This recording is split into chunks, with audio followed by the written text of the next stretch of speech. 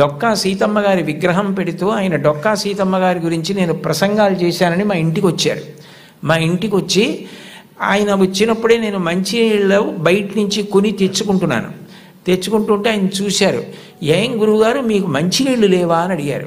అడిగితే నేను అన్నాను, అయ్యా మాకు ఇక్కడ మంచినీళ్ళు లేవండి, ఉప్పు నీళ్ళు వస్తాయి, అందుకని మంచినీళ్ళు కొనుక్కుంటూ ఉంటామన్నాను. మీకేనా ఈ ప్రాంతం అంతానా అన్నారు. ఈ ప్రాంతం అంతా మంచినీళ్ళు లేవండి అన్నాను. ఆయన మీరు నమ్మండి నమ్మకపోండి, ఇప్పుడు కార్తికేయ మిశ్రా గారిని పొగిడితే నాకేదో ఆయన పదవి ఇస్తారనడానికి నేను ఉన్న ఉద్యోగమే పదవి విరమణ చేసేసాను. నాకేం దాని మీద ఆశ లేదు.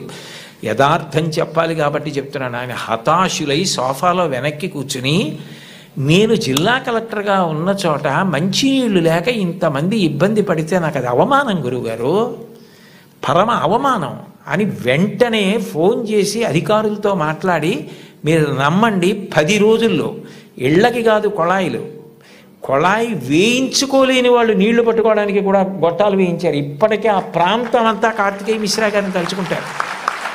అంటే నువ్వు కలెక్టర్ అయితే అలా పేరు తెచ్చుకోగలగాలి, నువ్వు ఒక డాక్టర్ అయితే అంత గొప్ప పేరు తెచ్చుకోగలగాలి. మా ఊళ్ళో డాక్టర్ ఐవి రావు అని ఒక డాక్టర్ గారు ఉన్నారు.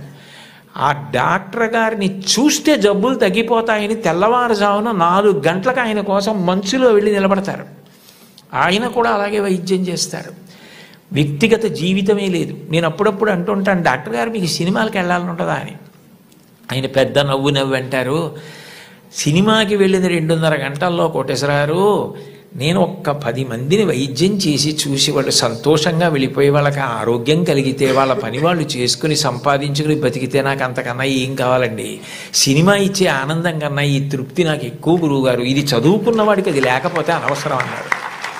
ఒక డాక్టరు తన వృత్తి మీద తానే విసుక్కుంటే అది మనిషి బ్రతకవలసిన విధానం అంటే అది మోరల్ వాల్యూస్ అంటే. అది లేని విద్యకు అందం ఎక్కడుంది? అది పువ్వే, సువాసన లేకపోతే అందం ఏది?